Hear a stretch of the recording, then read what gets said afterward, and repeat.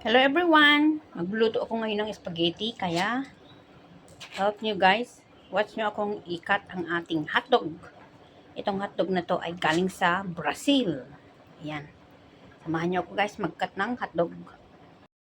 Ayan guys, pero itong supot na to, hati-hatiin ko. Dahil isa lang naman akong kakain. Magkat lang ako ng 4 siguro. Yung iba, itago ko. Ayan. Ganito ang nagtitipid guys.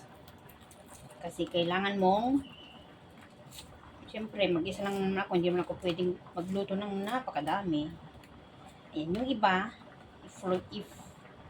i-freezer ko guys. So, samahan nyo ako guys na maybe 4 lang siguro guys. Iwas muna natin ang ating hotdog.